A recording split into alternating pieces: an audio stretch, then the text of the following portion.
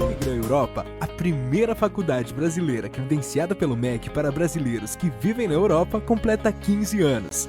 Hoje, já estamos em 10 países e fazemos parte da jornada profissional de milhares de brasileiros que vivem na Europa. Faça a graduação dos seus sonhos e mude de vida com a Unigram Europa. Inscreva-se em unigraneuropa.com. Unigram Europa, sua faculdade brasileira na Europa.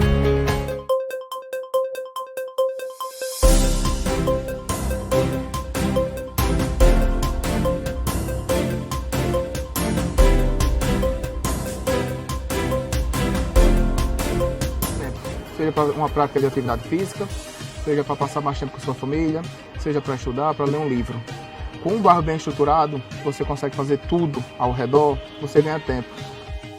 O bairro de Itabaú ainda é um bairro muito tradicional dentro da cidade de João Pessoa. Fica entre a Rui Carneiro e Epitácio, consequentemente entre Manaíra e Cabo Branco.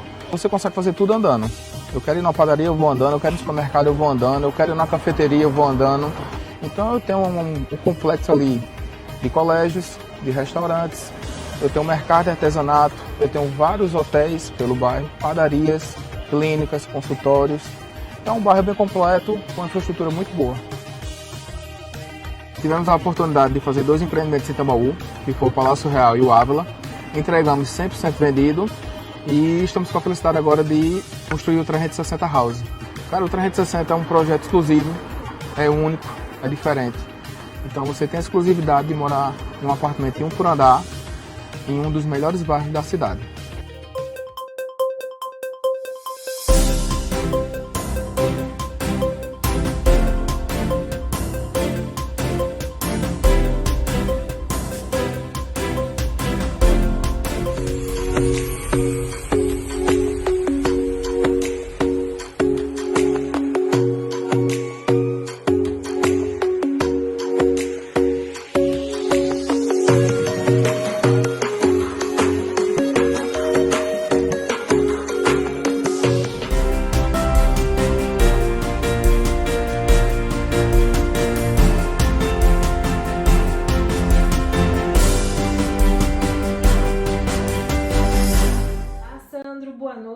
Muito boa noite a todos. Vamos agora continuando com as nossas notícias. A notícia que movimentou o mundo no dia de hoje foi o novo discurso realizado pelo presidente da Rússia, Vladimir Putin, que realmente movimentou o mundo no dia de hoje. Ele afirmou que a guerra continuará e disse que é impossível vencer as tropas russas. Um dia depois da visita de Biden a Kiev, o OTAN de atiçar as chamas do conflito e disse que a busca dos países ocidentais por um poder ilimitado é a causa da guerra na Ucrânia, que completa agora na próxima semana 1 ano. O governante russo falou por mais de 1h30 a um auditório formado por ministros, membros do parlamento russo e das forças armadas do país. No discurso, ele reverteu a culpa e disse que gostaria de ter resolvido e resolver o conflito com a Ucrânia pacificamente, mas, de acordo com ele, os países ocidentais armaram outro cenário e estão jogando a culpa na Rússia. Добрый день, прошу вас. Добрый день, уважаемые deputados federais. O presidente da Rússia acusou nesta terça-feira os Estados Unidos e os países europeus a quererem destruir seu país e fez uma nova leva de ameaças. Em um raro discurso presencial, só feito em momentos estratégicos ao longo da guerra, Putin disse que a guerra continuará. Disse que seu país tem todos os recursos para seguir lutando. Afirmou também que é impossível vencer a Rússia no campo de batalha em uma clara ameaça à OTAN.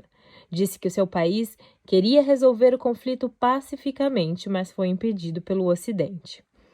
Nós fizemos tudo possível, genuinamente tudo possível para resolver esse problema na Ucrânia de maneira pacífica.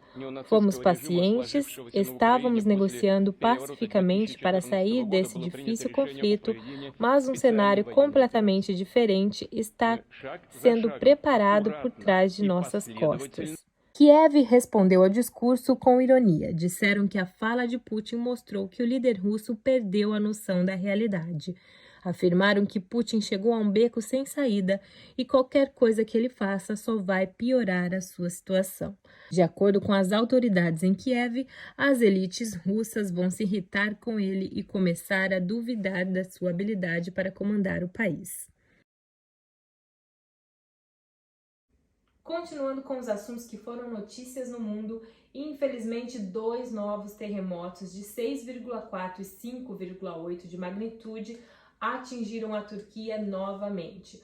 Os tremores foram sentidos na região sul do país, que também faz fronteira com a Síria. O registro aconteceu horas depois que o secretário do Estado dos Estados Unidos, Antony Blinken, disse à Turquia que Washington ajudaria pelo tempo que fosse necessário após os terremotos que devastaram e causaram muitas mortes na região há 2 semanas atrás. O auxílio humanitário enviado pelos Estados Unidos para a Turquia e a Síria já teria chegado a 185 milhões, segundo o Departamento de Estado dos Estados Unidos. Pelo menos 3 pessoas morreram e mais de 200 ficaram feridas. O tremor abalou a cidade um dia depois da visita do secretário de Estado americano Antony Blinken ao país. O diplomata sobrevoou o país no domingo e disse que os Estados Unidos devem enviar mais ajuda. Até o momento, Washington enviou milhões de dólares para a região desde o tremor no dia 6 de fevereiro. Onde 385 mil apartamentos foram destruídos e 47 mil pessoas morreram nos 2 países. E agora vamos falar sobre Londres, a nossa capital aqui da Inglaterra.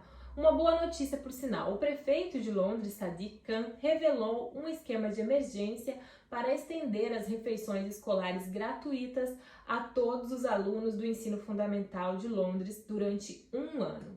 O prefeito disse que o programa único de 130 milhões de libras, que entra em vigor a partir de setembro, visa ajudar famílias em dificuldades durante essa crise do custo de vida. Sadiq Khan disse que essa é uma questão pessoal, já que ele, que é muçulmano, afirmou que as refeições escolares gratuitas eram uma tábua de salvação para ele enquanto ele crescia. O prefeito contou que já passou pelo constrangimento de não ter merenda e de se lembrar do sentimento de vergonha e constrangimento. E ao tornar esse acesso algo universal, não haverá mais vergonha ou nenhum constrangimento e diferença entre as crianças. Financiado por receitas adicionais de taxa de negócios, estima-se que a mudança ajudará a cerca de 270 mil alunos do ensino fundamental e trará uma economia de cerca de 440 libras por criança para as famílias. Atualmente, as famílias na Inglaterra que recebem o Universal Credit, o auxílio, devem ganhar menos de 7.400 por ano antes dos benefícios e após os impostos para que se qualificarem as refeições escolares gratuitas. De acordo com o Fund Foundation, cerca de 800 mil crianças na Inglaterra vivem na situação de pobreza, mas não se qualificam. O prefeito afirmou estar recebendo histórias de pais que estão pulando suas refeições para que as suas crianças possam comer, histórias de professores que levam comida para os seus alunos e até mesmo histórias comoventes sobre crianças que ficam sem almoço. E ultimamente, os supermercados aqui do Reino Unido vêm enfrentando a escassez de alguns alimentos e dessa vez é a vez do tomate. O fornecimento de algumas frutas e vegetais, incluindo tomates, aos supermercados do Reino Unido foi interrompido por tempo indeterminado pela Europa e a África. O órgão responsável pelo abastecimento do produto disse que as colheitas foram afetadas por condições climáticas muito difíceis.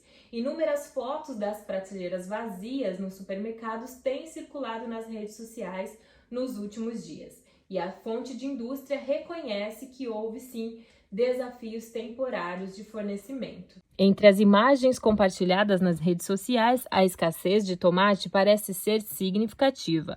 Uma proporção significativa dos tomates que consumimos durante os meses de inverno é cultivada em Marrocos e no sul da Espanha. Ambas as regiões foram recentemente afetadas pelo clima quente que afetou o rendimento das safras depois de uma onda de frio que significou tempos de crescimento mais longos. As balsas canceladas de Marrocos devido ao mau tempo também afetaram o abastecimento. O diretor de Alimentos e Sustentabilidade disse que os supermercados são adeptos ao gerenciamento de questões de cadeia de suprimentos e estão trabalhando com os agricultores para garantir que os clientes tenham acesso a uma ampla variedade de produtos frescos.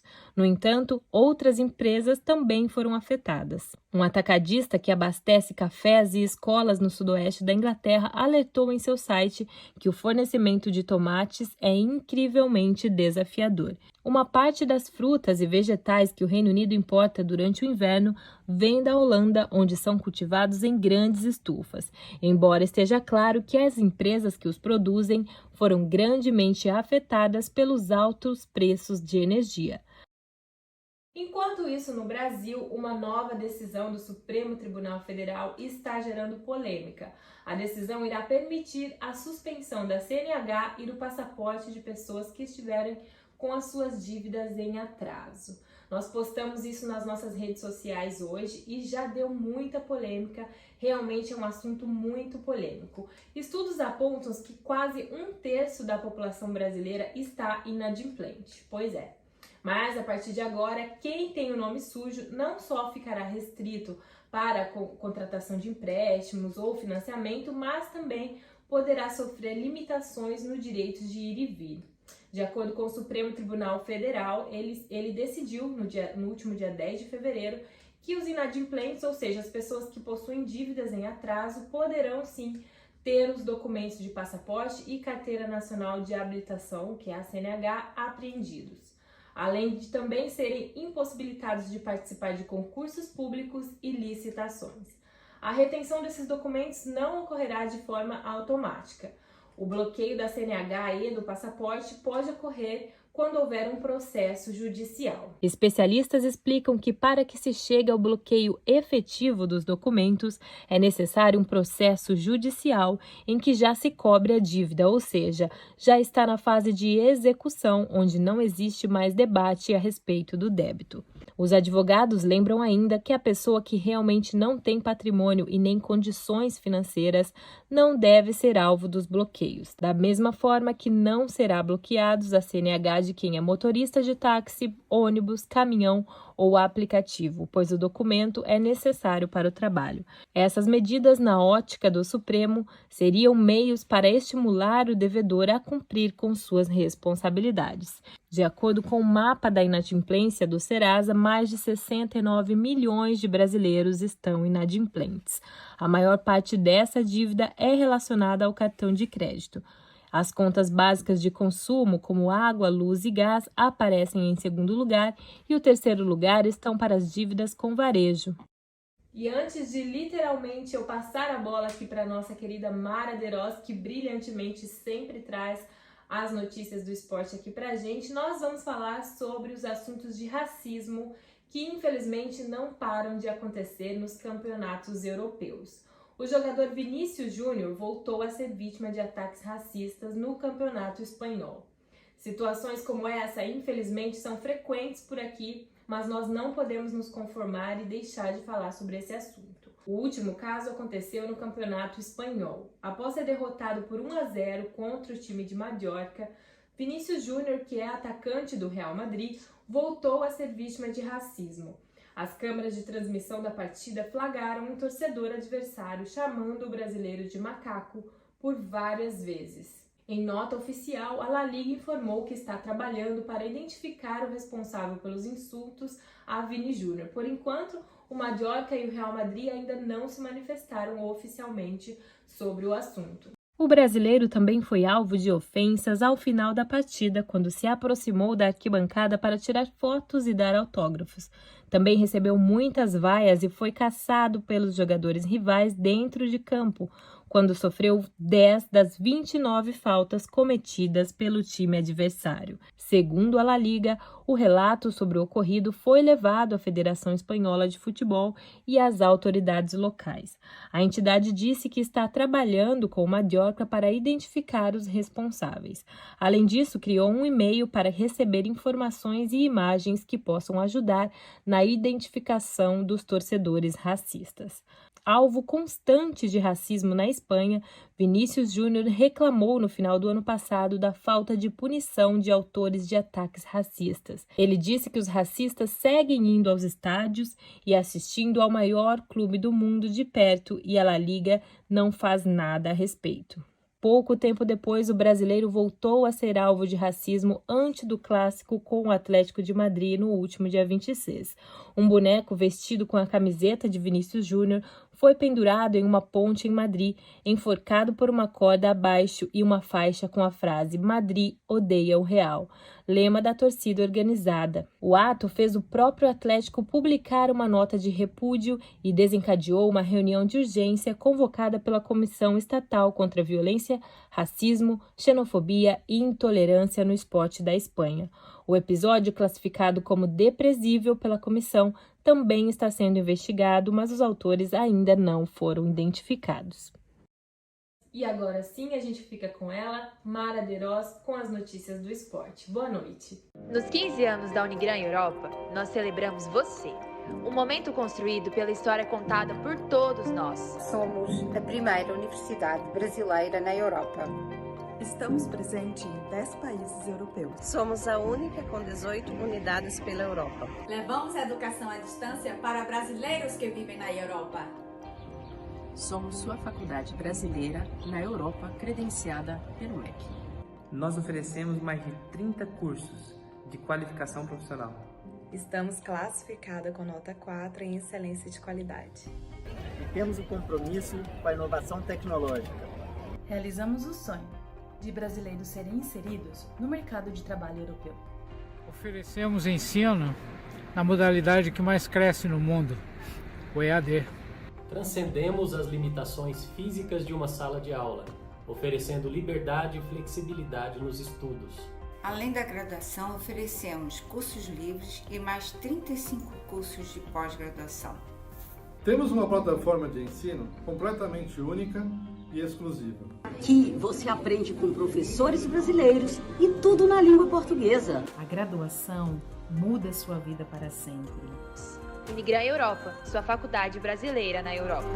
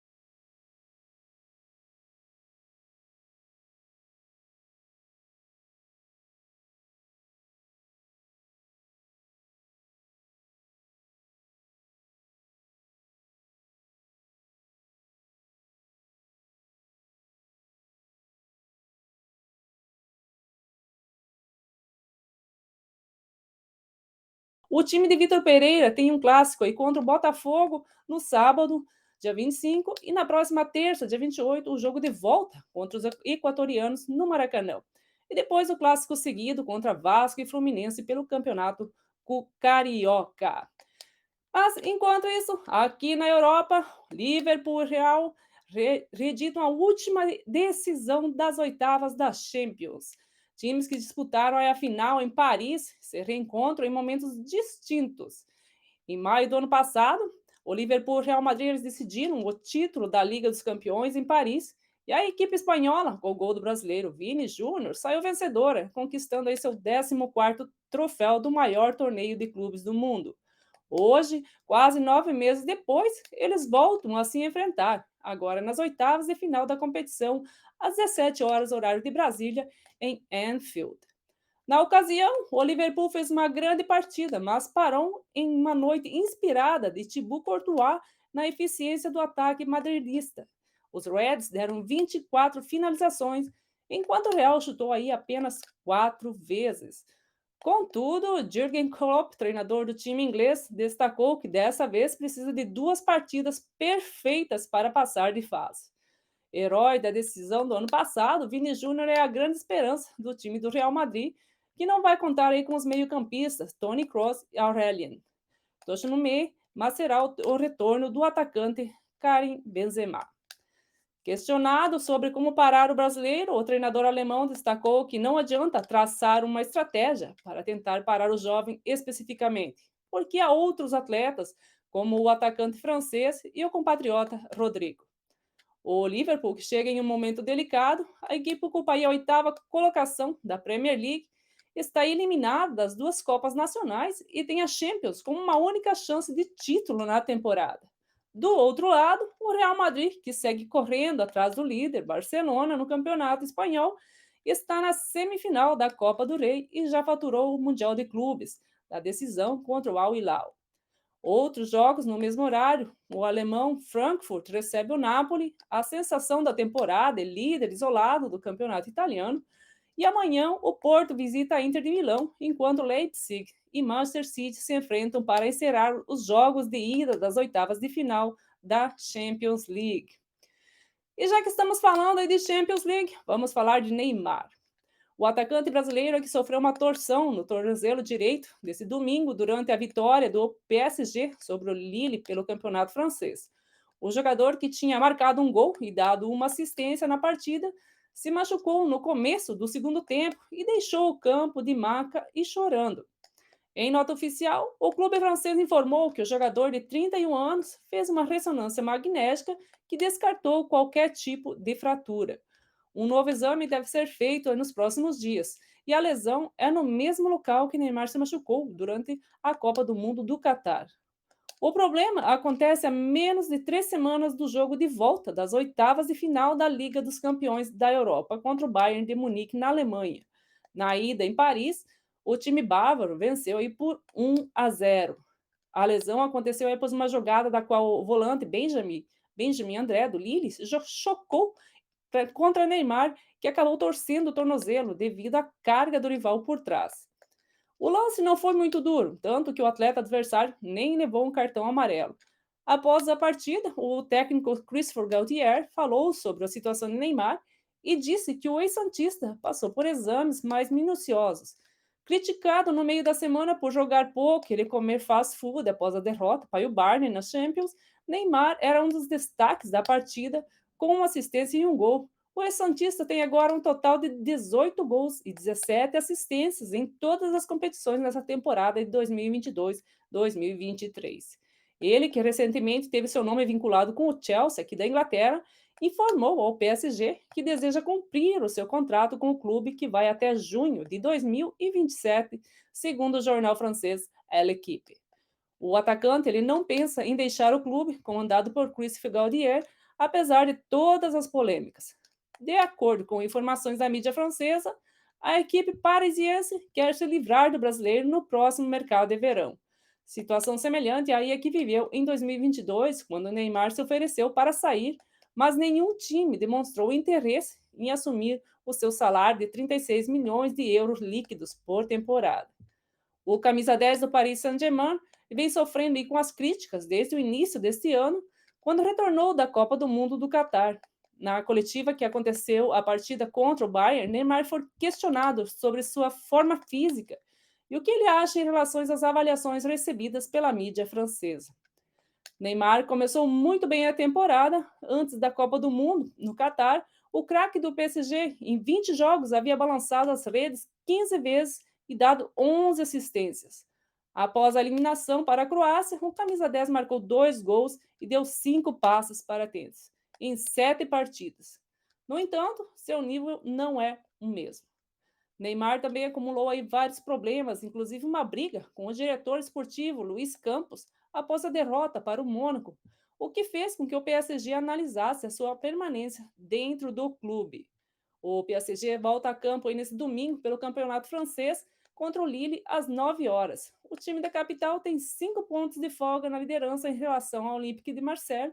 Já o encontro com o Bayern de Munique pela Champions será apenas no dia 8, às 17 horas, na Alemanha.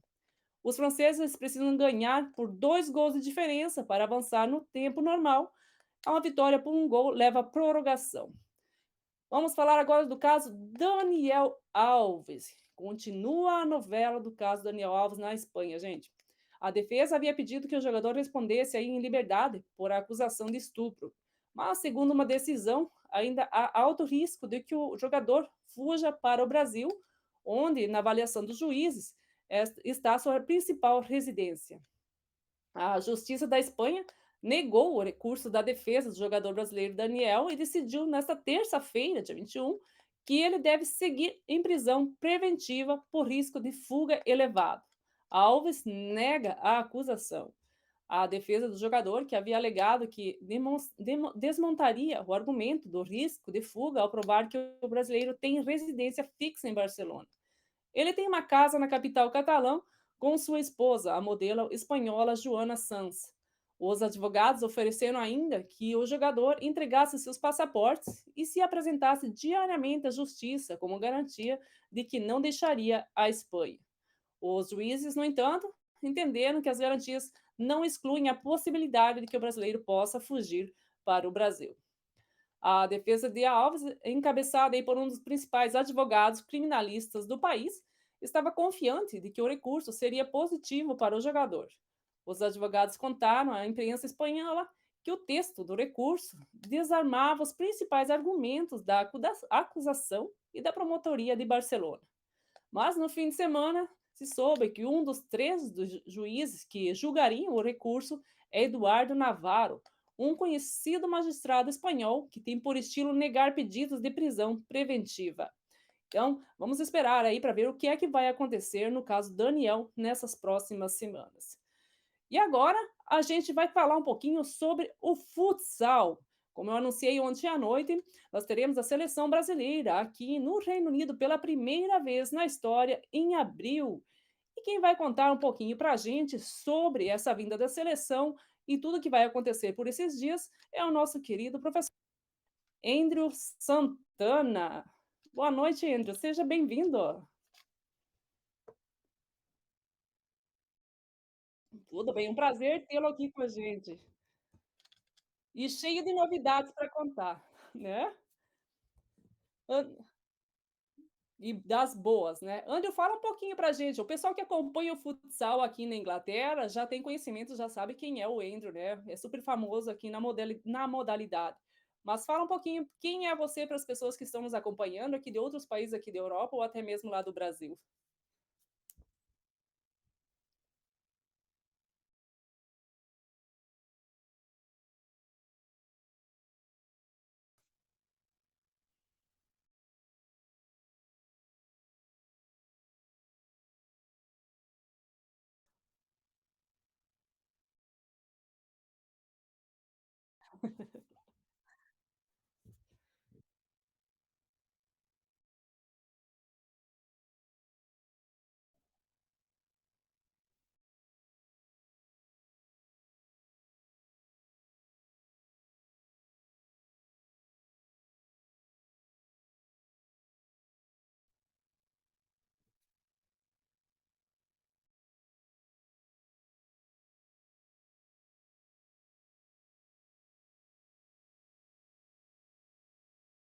E de onde que surgiu essa ideia, assim, inicial? Foi através desse contato com eles ou você falou assim: não, vamos, acho que está na hora de a gente trazer a seleção brasileira para cá, né?" Não, anos atrás já especulamos a vinda da seleção, mas pela pandemia não houve a possibilidade de realizar. E esse ano, pelo calendário de muitas equipes, seleções na Europa, qualificação, tudo, a seleção tem um amistoso logo após o camping, em abril, tem um amistoso contra a Espanha. Então, ficou um período vago. E aí, numa conversa informal com o Marquinhos, com o Lavoisier, eu sugeri, por que não trazer a seleção de futsal para a Inglaterra? Vai ser a primeira vez e é o primeiro time. É a seleção que está em primeiro no ranking mundial. E aí eles toparam na hora. E aí foi saindo as negociações, tudo, e deu certo. Dia 9 de abril eles vão estar aqui, a primeira vez no Reino Unido, realizando um camping de 4 dias, 3 dias de treino e um jogo contra a seleção dos campeões, dos jogadores que foram campeões aqui da Liga Inglesa. Então, E fala pra gente como é que vai ser esse camping aqui. Vai ser então um dia só para treinadores, um dia para o público em geral que tem interesse não, em nos 3 conhecer primeiros melhor dias, a tática. sim, nos 3 primeiros dias vai ser treino normal da seleção, no período da manhã e no período da tarde, e vai ter um número limitado para treinadores. Vamos estar passando nos próximos dias informações que eles vão poder estar acompanhando o dia a dia da seleção e tendo palestra dos profissionais da seleção brasileira, como Marquinhos Xavier, Lavoisier, treinador de goleiro, o Kleber, Barbão, o Físio, um dos melhores do Brasil, que já acompanha a seleção há anos. Então, eles vão estar dando palestras antes e depois dos treinos da seleção. Então, vai ser 3 dias de treinos, no período da manhã e à tarde, e que esses treinadores vão poder estar acompanhando. E no quarto dia, no dia 13, vai ter um jogo de 4 academias de crianças aqui da Inglaterra, e depois um jogo amistoso contra os selecionáveis aí, o All Stars, que criamos para jogar contra a seleção brasileira. Isso. Esse jogo da seleção seria no dia 13, isso? 13 de abril. 13 de abril, né? Lembrando que E 13 vai de abril é uma quinta-feira, né? Mas é o quinta-feira. período de half term das escolas aqui, né? Por isso esse jogo das crianças, né? Dessas academias Exatamente. no período do dia, né? E vai ter cobertura da TV Londres. Cobertura total da TV Londres. Obrigado. Olha que honra, gente. Vai estar transmitindo ao vivo aqui TV Londres, com toda a cobertura, narração, entrevistas, né, no local, no dia e para o mundo inteiro, né? Lembrando que a TV Londres hoje já está em 176 países. Então, aí, quem tiver, né, espalhado pelo mundo e quiser assistir esse jogo da seleção brasileira, é só ficar conectado aqui com a TV Londres, que vocês vão ter todas as informações, né? E você vai estar passando essas informações, então, os folders, as artes, com todos esses links, toda essa programação aí nos próximos dias para divulgar para o público? Sim, já estão prontos, só está na espera de aprovação da CBF, porque tudo que nós fizemos aqui tem que passar para eles, para aprovar, para ver se está tudo correto, e as informações vão ser lançadas nos próximos dias, e eu acredito que vai ser excepcional para quem gosta de futsal, não só para a comunidade brasileira, mas para todos que gostam do esporte. Com certeza. Vou puxar a sardinha para o meu lado agora. Vai ter futsal feminino também? Se tiver alguma mulher interessada em participar desses treinamentos, também são todas bem-vindas. Você me conhece, né? Você sabe que eu amo futebol feminino, o futebol e o futsal. Você sabe que eu liderava o futsal no Elvesian também. Você teve a oportunidade de passar por lá. E não, tá aberto. Esse esporte é tanto para o público masculino como feminino, é para todos. Então, tanto treinadores como fãs também vão poder estar acompanhando. Não é só para treinadores, mas para aqueles que gostam do esporte. Então, Sim. E vai aonde que ter. serão esses treinos aqui? Em qual região? Vai ser em High Wycombe, Uhum. acho que é 20 minutos saindo de Londres, porque é o único venue disponível para esse período e também pela logística ficou muito fácil. O hotel é do lado, então a gente aproveitar o tempo todo o tempo possível para estar acompanhando a seleção de perto. E as informações a organização vai estar colocando no social media, vai ter lá o e-mail, o telefone de contato, vai ser muito fácil, até vocês aí do TV Londres vai estar divulgando para a gente. Então, desfrutar desse período aí com eles. É um evento inédito aqui, ainda mais com essa modalidade, né? Eu acho que o futsal hoje em dia é a modalidade mais praticada no Brasil, né? Porque você pode ver que a maioria dos jogadores que jogam futebol, eles têm seu início sempre pelo futsal, né? Começam pelo futsal. Não teve um que não jogou futsal ainda hoje. E um evento desses, Andrew, ele tem uma proporção, um custo muito grande, né? E como é que, se eu quiser ser patrocinadora do evento, como é que eu faço? Eu posso ser uma patrocinadora? Como é que funciona? Para o público em geral, para os nossos empreendedores brasileiros ou ingleses que vivem aqui no Reino Unido, talvez que tenham interesse em patrocinar o seu evento, como é que faz? É só entrar em contato Sim, contigo? eu vou colocar no social media nos próximos dias, já temos alguns patrocinadores já, que já está cobrindo a parte do evento. Claro, sempre bem-vindo novos patrocinadores, pessoas para dar o suporte para nós, porque é um evento custoso, né? Apesar da seleção estar ajudando muito, mas depende da gente que organiza aqui. E vou passar todas as informações, o main contato sou eu, o contato principal, e estamos abertos para colocar patrocínio, sua marca na camisa de jogo, nas placas que vai estar envolvendo o evento, porque vai estar passando para o mundo inteiro, né? Não vai estar só linkado à Inglaterra, à comunidade brasileira, mas para todos que gostam de futsal espalhado no mundo inteiro. Exatamente, né? E o ginásio lá, ele comporta um público grande ou tem um limite de pessoas lá? Esse vai ser o grande problema.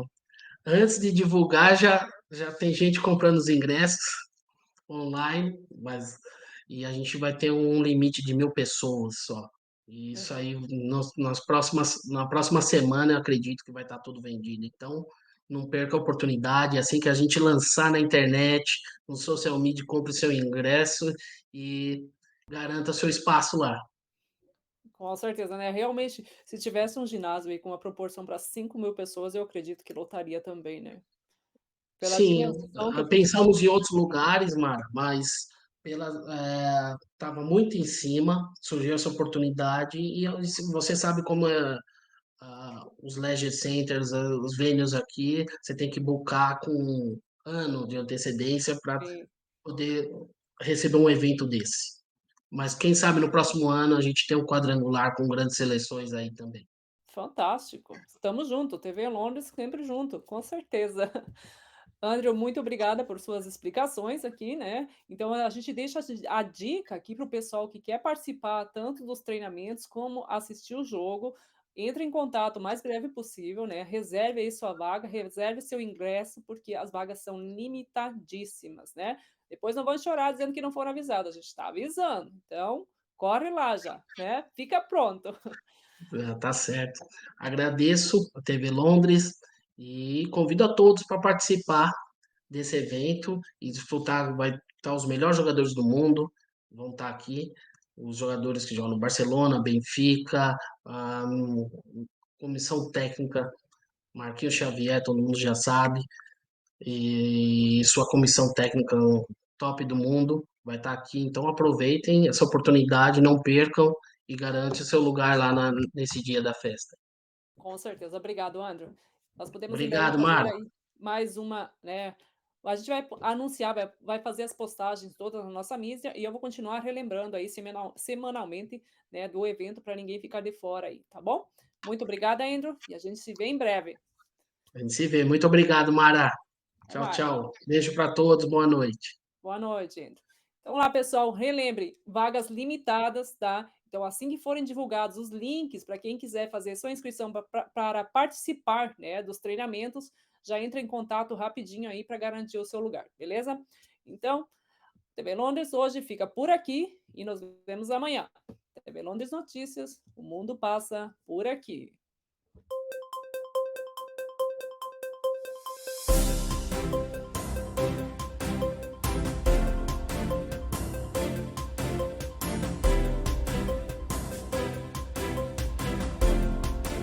Europa, a primeira faculdade brasileira credenciada pelo MEC para brasileiros que vivem na Europa, completa 15 anos.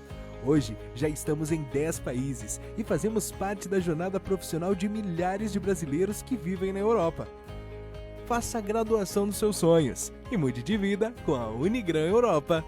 Inscreva-se em unigraneuropa.com. Unigran Europa, sua faculdade brasileira na Europa.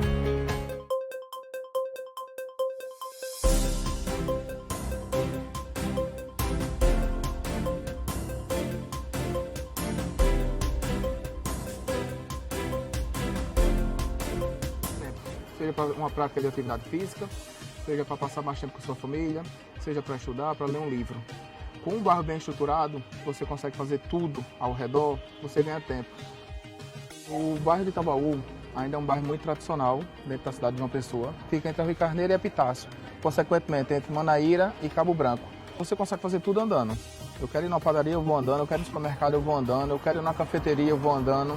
Então eu tenho um complexo ali de colégios, de restaurantes, eu tenho um mercado de artesanato, eu tenho vários hotéis pelo bairro, padarias, clínicas, consultórios. É um bairro bem completo, com uma infraestrutura muito boa. Tivemos a oportunidade de fazer 2 empreendimentos em Itabaú, que foi o Palácio Real e o Ávila. Entregamos 100% vendido e estamos com a felicidade agora de construir o 360 House. Cara, o 360 é um projeto exclusivo, é único, é diferente. Então você tem a exclusividade de morar em um apartamento em um por andar, em um dos melhores bairros da cidade.